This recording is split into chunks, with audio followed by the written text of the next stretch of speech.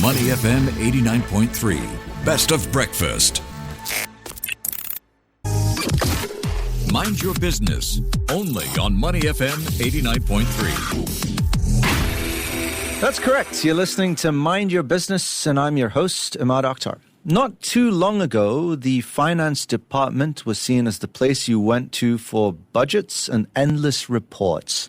Fast forward to today, and that image is being completely rewritten. And that's because finance is going digital, not just in terms of tools, but in mindset, speed, and strategic impact. Companies are waking up to the idea that real-time visibility, automated reporting, and data-driven forecasting aren't just nice-to-haves, they're critical to staying competitive. But then again, digital transformation in finance can sound pretty intimidating. Where do you even start? How do you establish a new culture without causing chaos? To find out how businesses can modernize their finance operations and make transformation not just a buzzword, but something that can be executed on the ground, we're pleased to welcome on the show the Chief Technical Officer of BlackLine. His name is Jeremy Ung. Good morning, Jeremy. Hi, good morning. Great to have you on, sir. Now, to set the tone of this interview today, can we start by asking what exactly digital finance transformation means in today's enterprise context? Yeah, so digital finance transformation, I think, is really capturing a lot of different processes within the business. But at the end of the day, we are asking our organizations to go faster, to deliver insight into running the business and to being more efficient, especially with all the economic uncertainty going on. And so we realize that humans and manual processes are not enough. That's where digital finance transformation comes in. How do you use computers? How do you use technology to speed up the process flow of information, as well as eliminate some of the hurdles in getting information to the decision makers quickly? Let's talk about some of those hurdles, inefficiencies, risks, missed insights. Companies are living with them when they delay digital finance initiatives. What is the opportunity cost of not transforming in the current day and age? Well, I think one of the key things, I just heard you talk about the economic uncertainty. And I think with this uncertainty, customers that we have at BlackLine are looking at how do they make decisions more accurately? How do they ensure that they have the data to make those decisions? And so having accurate data is foundational to being able to make good decisions. And if you can get that accurate data quickly, you can make decisions on where to invest your dollars. How do you use AI to transform the business? How can you free up cash to invest in different parts of your organization that may need it the most? And I think this is what's so critical, is being able to make those decisions at speed, and having the data to do so is transformative for businesses. And that's what people are recognizing right now. All right, let's get into the nuts and bolts of what BlackLine is all about. So say I'm a customer and I come to you and I say, hey, Jeremy, I want to revolutionize my finance department. How do you start? How do you execute on that? Yeah, so BlackLine has traditionally played in the financial close space, which is helping you close your books faster and get that accuracy on what your actuals are. But as we've worked with customers, we've expanded to really create a platform for automation for finance teams. And I mentioned data. It starts first with data. At the end of the day, we are helping you unlock the power of your data, automating the processes that use that data so we can use that to help you forecast, build predictive models around your cash flow. We can help you use that data to identify risk in different parts of your business through machine learning and other techniques like that. And I think maybe what's top of mind in digital finance transformation, there's a lot of buzz around AI. And I think finance teams, but everyone else across the organization, is being asked about how do they leverage AI to improve the ability to get work done. How do you get work done? We're all being asked to do more work faster. How can AI unlock the potential of your data to get you the value you need from your business? And so that's how we approach it from the fundamentals. Good data helps drive better decisions, helps drive automation of manual processes, and it allows you to layer on AI capabilities to bring you the intelligence that you're looking for, insights that you might not have otherwise been able to get from humans coming through data. I think that's one of the most critical parts of this, starting with data first. To talk about starting with data, leveraging the power of AI, so that's transformation in terms of tech, but how much of it is really about people, culture, and mindset as well within finance teams when you're dealing with such change? Yeah, I would say that that's one of the biggest hurdles, right? I think any change starts with people. At the end of the day, people are in the driver's seat of decision-making, of leveraging tools like AI. And so part of it is understanding that a change is necessary. But I think most of the people that we encounter recognize, change is critical. So the cultural change is one aspect, and understanding what the potential outcomes are, having a goal in mind for your transformation, I think is critical. You need that top-down buy-in, but you also need people on the ground to understand how to use technology and what that change is meant to empower. And that's really, their jobs. Yeah, could you help us maybe paint a picture of sort of a real scenario or a case study whereby you've actually helped a company through transformation, both on the cultural side and on the tech side? Yeah, so in terms of just understanding some of the use cases, right, one is just shortening the time to close your books. So, if it takes you 10 or 15 days to go through your close process, that's time that you're lagging behind maybe other competitors and be able to have critical data to make decisions.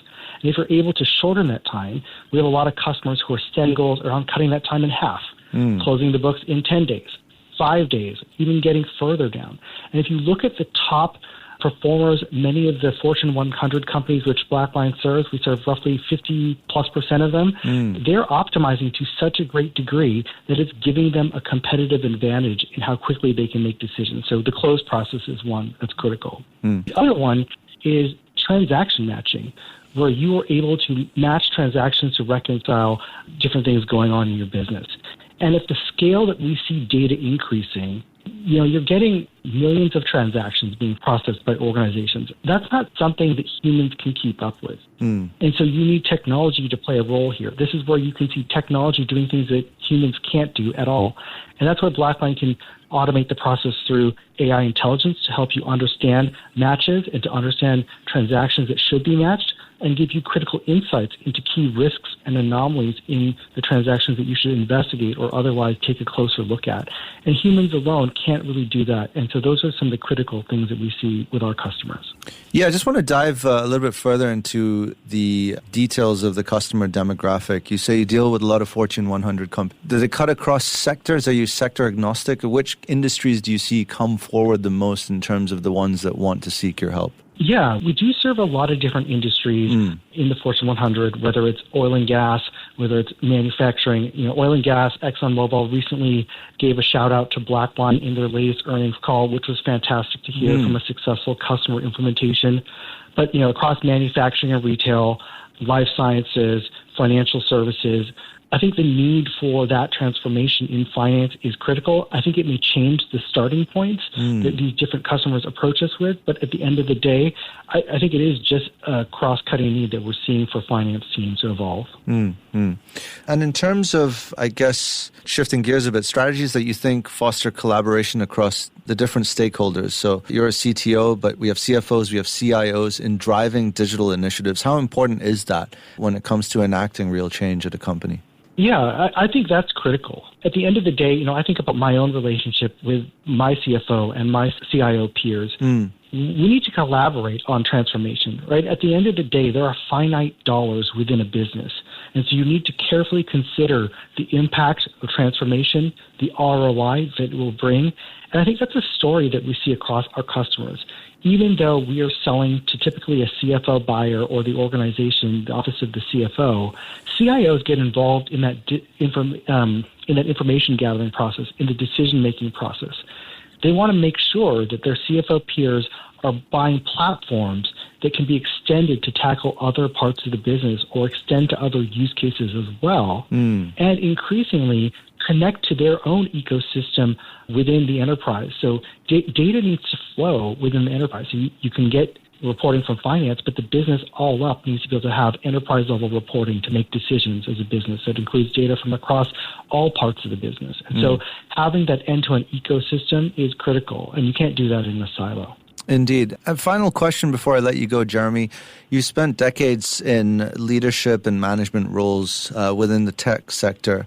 So I'm curious to know, especially for those out there, business owners, entrepreneurs who are listening in, a little bit more about your leadership or entrepreneurial philosophy and how it shaped your approach to scaling a business successfully and continuously delivering customer value. I think customer value is one of the critical things. At the end of the day, you start with your customers, and you need to deliver customer value. Like that wherever I've worked, customer obsession, customer value, delivering customer delight is critical, and I think that's key.